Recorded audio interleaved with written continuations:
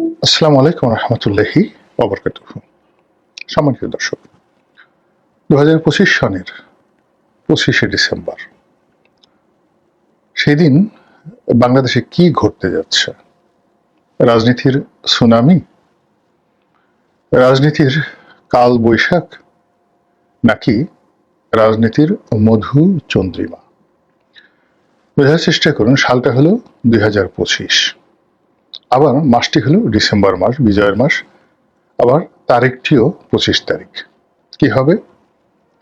জনাব তারেক রহমান সাহেব তার দীর্ঘ যে প্রবাস জীবন, সেই প্রবাস জীবনের পর তিনি বাংলাদেশে ফেরত আসবেন বলে একেবারে পাক্কা কমিটমেন্ট জাতির সামনে দেয়া হয়েছে।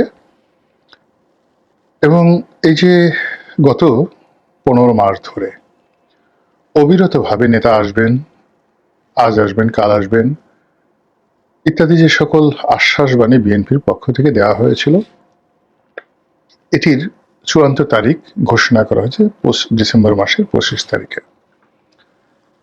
এখন ওই দিন জনাব তারেক রহমান সাহেব বাংলাদেশে আসবেন শতভাগ নিশ্চিত।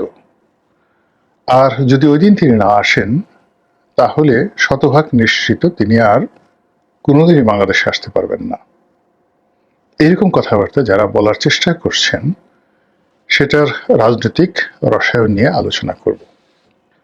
অনেকে প্রশ্ন করছেন যে তিনি এই মুহূর্তে বাংলাদেশে কেন আসছেন। তিনি কি নির্বাচনকে উপলক্ষ করে এই দেশ এবং জাতির প্রতি তার যে দায়িত্ব এবং কর্তব্য, এবং তার দলের প্রতি তার যে দায়িত্ব কর্তব্য, সেগুলো পালন করার জন্য আসছেন? আর সেক্ষেত্রে প্রশ্ন থেকে যায় যে যদি শিডিউলটি পরিবর্তিত হয়ে যায়, কোনো কারণে শিডিউলটি বাতিল হয়, কিংবা এই 25 তারিখের আগে এমন যদি পরিস্থিতি তৈরি হয়ে যায় যে নির্বাচন পিছিয়ে যাবে অনির্দিষ্টকালের জন্য, তাহলে তিনি কি আসবেন? এটা হলো একটা প্রশ্ন।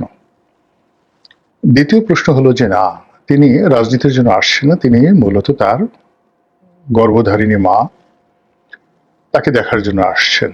তিনি মুমূর্ষ, হয়তো জরুরি কোনো সিদ্ধান্ত দেওয়ার প্রয়োজন। এটা বলার অপেক্ষা রাখে না, আর বলা উচিত নয়। আপনারা সবাই জানেন, যখন হাসপাতালে কোনো একজন রোগী খুব মুমূর্ষ অবস্থায় থাকেন, তখন এমন কতগুলো পর্যায়ে এসে যায় তার ব্যাপারে চূড়ান্ত সিদ্ধান্ত নেওয়ার জন্য পরিবারের যিনি কর্তা, তার কর্তব্য থাকে। তো জনাব তারেক রহমান সাহেব যদি সেই কর্তব্য পালন করতে আসেন, তাহলে সবার প্রশ্ন যে কেন 25 তারিখ? যদি তার মায়ের জন্য আসেন, তাহলে কেন আজকে আসলেন না? এই প্রশ্ন অনেকে করার চেষ্টা করছেন। তো আমরা তার ব্যক্তিগত যে বিষয়গুলো রয়েছে, অর্থাৎ তিনি তার মায়ের জন্য আসবেন আসবেন না, এই বিষয়গুলো এখানে ড্রপ করে এই পর্যন্তই। আমরা শুধুমাত্র রাজনীতির যে প্রেক্ষাপট পরিস্থিতি, তিনি এলে কি পরিবর্তন হবে সেটা নিয়ে আলোচনা করছি। প্রথমত আমি আমার ব্যক্তিগত যে অভিমত, সে অভিমত হলো এই সময়টি তারেক রহমান সাহেবের জন্য দেশে ফেরা সর্বোচ্চ ঝুঁকিপূর্ণ। কিন্তু নেতার দায়িত্ব হলো ঝুঁকি নেয়া, শতভাগ ঝুঁকি নেয়া। যারা সেই ঝুঁকি নিতে পেরেছেন তারাই জীবনে সফল হয়েছেন। যদি তারেক রহমান সাহেব এই সময়টিতে বাংলাদেশে আসেন এবং মাত্র 15টা দিন শক্ত হাতে তিনি তার দলকে পরিচালনা করতে পারেন, নির্বাচন পরিচালনা করতে পারেন, নিজে প্রার্থী হতে পারেন, এবং অন্যান্য যারা তার দলের প্রার্থী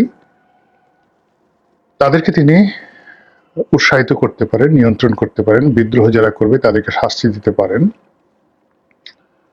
তাহলে যেদিন তিনি বাংলাদেশে পা দেবেন সেই দিন থেকে পরবর্তী 15 দিন তিনি একেবারে অঘোষিত প্রধানমন্ত্রী থাকবেন।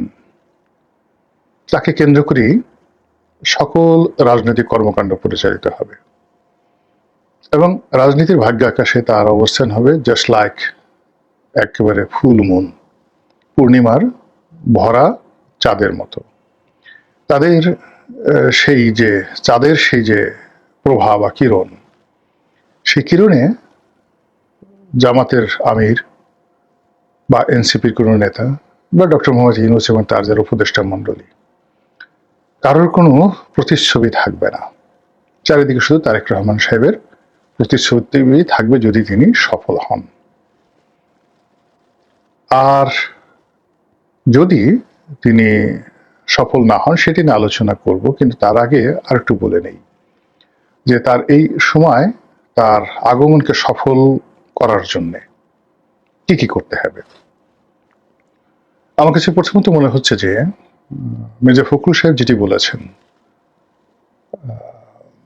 যেদিন তারেক রহমান সাহেব আসবে সেদিন বাংলাদেশে কম্পন শুরু হয়ে যাবে, কাঁপাকাঁপি শুরু হয়ে যাবে।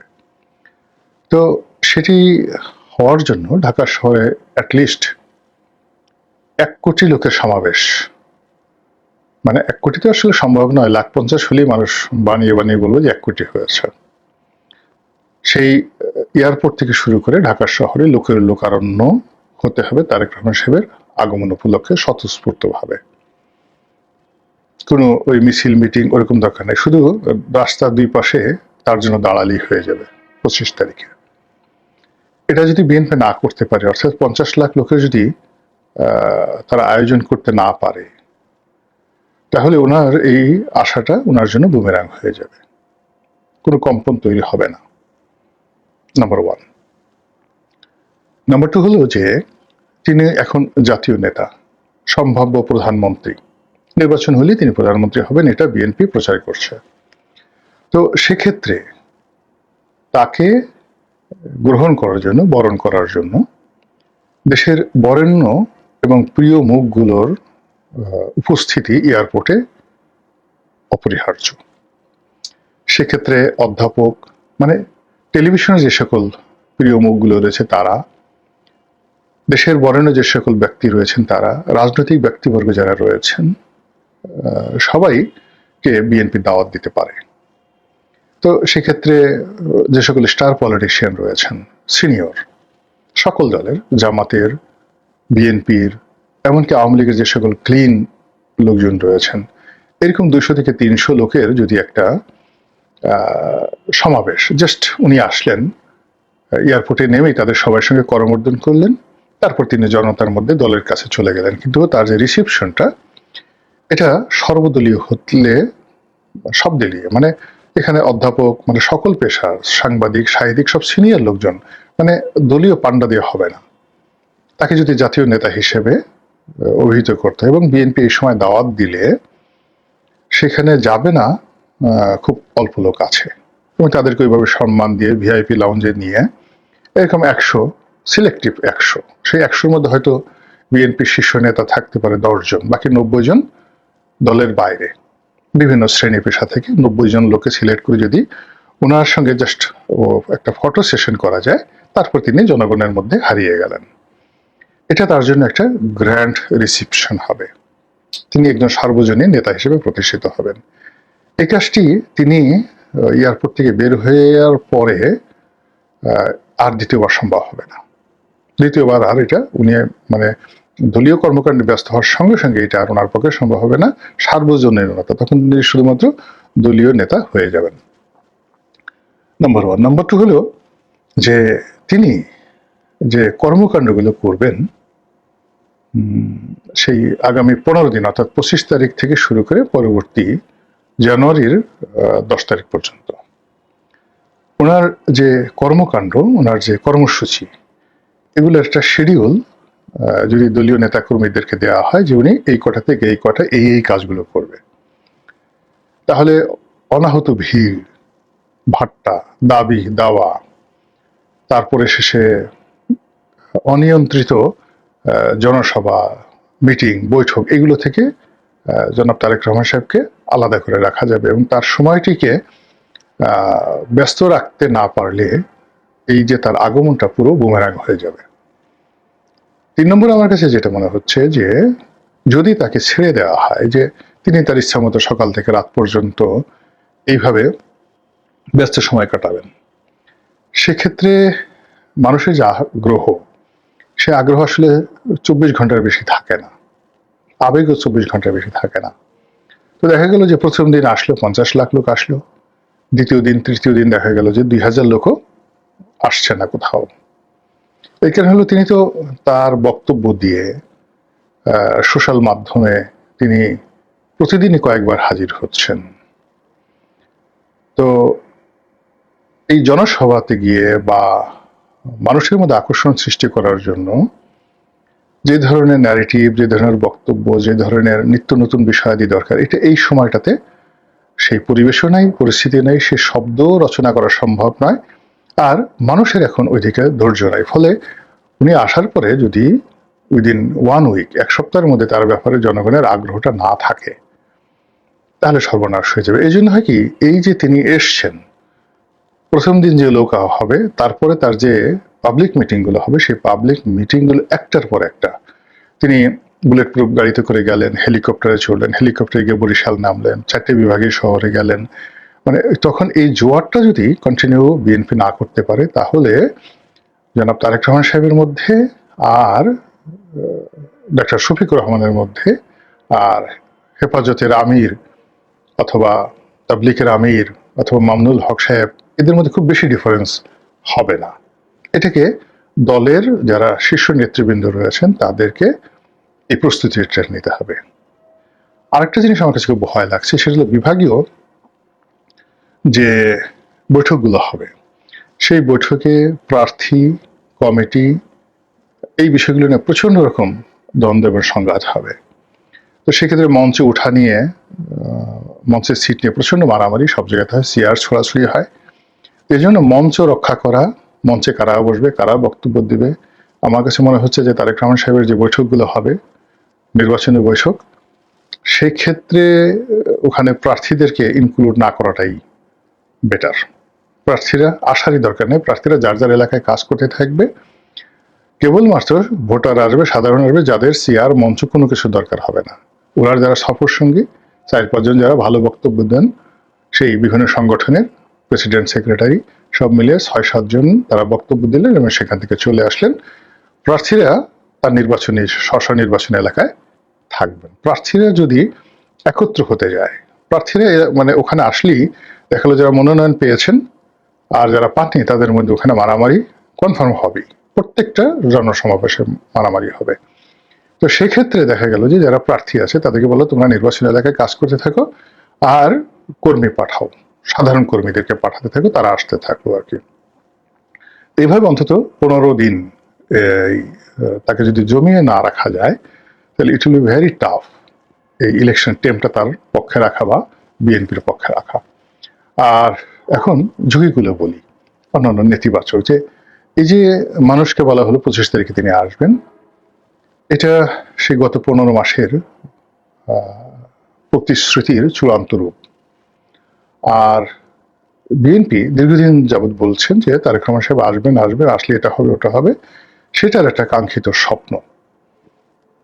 এখন যদি ইন কেস কোনো পরিস্থিতিতে এই ওনার যে আগমনটি এটি ব্যাহত হয়, এরপর উনি না আসেন, তাহলে এই যে বিএনপির যে উদ্দীপনা, উৎসাহ, ঐক্যবদ্ধতা, ভাবগাম্ভীর্যতা সবকিছু কিন্তু নষ্ট হয়ে যাবে, মারাত্মকভাবে নষ্ট হয়ে যাবে। এই গেল এক। 2 নম্বর হলো যে তিনি আগে যে কথাগুলো বলেছেন যে কারণে তিনি আসতে পারছেন না, তার যে ফেসবুকে স্ট্যাটাসটি, ওটা বেমালুম ভুলে যেতে হবে। বেমালুম ভুলে যেতে হবে এই বিষয়ে কোনো কথাবার্তা, তার কি অসুবিধা ছিল এতদিন, তিনি ওখানে কি স্ট্যাটাসে ছিলেন, তারপর কি স্ট্যাটাসে এলেন, হঠাৎ করে তার এত সমস্যা ছিল আসতে পারেনি, এখন হঠাৎ করে সমস্যাগুলো কিভাবে চলে গেল, এগুলো নিয়ে নানা রকম কনসেপশন, মিসকনসেপশন, ইনফরমেশন, ডিসইনফরমেশন, নানা রকম প্রশ্ন, কানা ঘোষা, এগুলো চলতে থাকবে, প্রতিপক্ষ প্রভোগ করতে থাকবে। কিন্তু কোনো অবস্থাতে এগুলো নিয়ে শরীর দুলানো যাবে না, কোনো অবস্থাতে এগুলো নিয়ে সাড়া দেওয়া যাবে না। একেবারে ওনাকে যতটা সম্ভব প্রেস এবং মিডিয়া থেকে অ্যাবসলিউটলি দূরে রাখতে হবে। এই নির্বাচনের মানে একদম আগ পর্যন্ত দেশি বিদেশি যে কোনো মিডিয়ার সঙ্গে তার যে সাক্ষাৎকারটি, এটি অ্যাভয়েড করাটা মানে বিএনপির জন্য ফরজ আইন। আদারওয়াইজ এটা মানে ওনার আশাটা দলের জন্য শুভ পরিণয় বা শুভ পরিণামের পরিবর্তে মন্দ নজির হিসাবে বিবেচিত হতে পারে। ওনাকে মিডিয়ার ধারে কাছে আনার দরকার নেই, আর ওনাকে নিয়ে কোনো কথা বলার দরকার নেই। তার সাথে সাধারণ জনগণ, ভোটার, যারা শুধু তারেক রহমান সাহেবকে, শহীদ প্রেসিডেন্ট জিয়াউর রহমানকে, বেগম খালেদা জিয়াকে ভালোবাসেন, ধানের শেষের মার্কা করেন, তাকে নিয়ে ব্যস্ত থাকলে হবে। সেই ওনার জন্য আরো সবচেয়ে গুরুত্বপূর্ণ বিষয় হলো দলের কোনো বিরোধ এই মুহূর্তে নিষ্পত্তি করার কোনো চেষ্টা, মানে উনি যেভাবে ওখান থেকে ডিসিশন দিতেন, এখানেও তিনি একটার পর একটা ডিসিশন দিতে পারবেন। কিন্তু যদি ফেস টু ফেস কথা বলে দুটো পক্ষকে বিরোধ নিষ্পত্তি করার চেষ্টা করেন, কিংবা এখানে যদি তিনি শরিক দলদের সাথে এই মুহূর্তে বৈঠক করার চেষ্টা করেন, ঝামেলা লেগে যাবে। সেটা ওনার শরিক দল, সেটা পার্থ হোক, নুরু হোক, ববি হাজ্জাজ হোক, জামাতের আমির হোক, বা অন্য কোনো লোক হোক, আমার মনে হচ্ছে যে ইভেন ডক্টর মোহাম্মদ ইউনূসের সঙ্গে তার এই মুহূর্তে দেখা করাটা দরকার নেই। তিনি শুধুমাত্র তার যারা প্রেসিডিয়াম মেম্বার, তার যারা মানে মিনিমাম দলের যারা প্রেসিডিয়াম মেম্বার বা বিভাগীয় সাংগঠনিক সম্পাদক আছেন, এর নিচে এই ইলেকশনের আগ পর্যন্ত তার বৈঠক করাটা কোনো অবস্থাতেই উচিত হবে না। তিনি আকাশের চাঁদ হিসেবে আসছেন, আকাশের চাঁদ নিরাপদ দূরত্ব বজায় রাখতে হয়। কাছাকাছি গেলে সেই আকর্ষণটা থাকবে না, সেই ভয়ও থাকবে না, এবং হিতে বিপরীত হয়ে যাবে। এবং বঙ্গবন্ধু কিন্তু একই ভুল করেছিলেন। তিনি দেশে আসার পরে রীতিমতো মানে সবকিছু যাকে বলা হয় ওপেন করে দিয়েছিলেন। Anybody can come, anything could say. এই অবস্থায় তিনি কিন্তু এক মাসও নিজের সেই কর্তৃত্ব, জনপ্রিয়তা তিনি ধরে রাখতে পারেননি। একটার পর একটা বিভেদ, বিসংবাদ শুরু হয়ে গিয়েছিল। এবং এই যে ছাত্রলীগের যে বিভক্তি, জাসদ, ওইটি কিন্তু প্রথমে এক মাসের মধ্যেই কিন্তু এই ঘটনা ঘটেছিল। অন্যদিকে শেখ হাসিনা যখন এলেন 1981 সনে, শেখ হাসিনা আসার পরেই কিন্তু শহীদ প্রেসিডেন্ট জিয়ার হত্যাকাণ্ড ঘটেছিল, এবং তার আশা নিয়ে যে আবেগ উচ্ছ্বাস ছিল সেটা রীতিমতো আতঙ্কে পরিণত হয়ে গিয়েছিল। অতীতে সেই ঘটনা থেকে শিক্ষা নিয়ে সেই যদি তারেক রহমান সাহেব এবং তার যারা উপদেষ্টা মণ্ডলী রয়েছেন, দলীয় নেতা কর্মী রয়েছেন, তারা যদি সত্যিকার অর্থে ধীর স্থিরভাবে কাজ করেন, তাহলে রাজনীতিতে একটা কম্পন তৈরি হবে। আদারওয়াইজ সেটা কম্পন না হয়ে হয়তো ভূমিকম্প বা সুনামিতে রূপান্তরিত হতে পারে। মহান আল্লাহ আমাদের সবাইকে হেদায়েত দান করুন এবং হেফাজত করুন। আসসালামু আলাইকুম ওয়া রাহমাতুল্লাহি ওয়া বারাকাতুহু।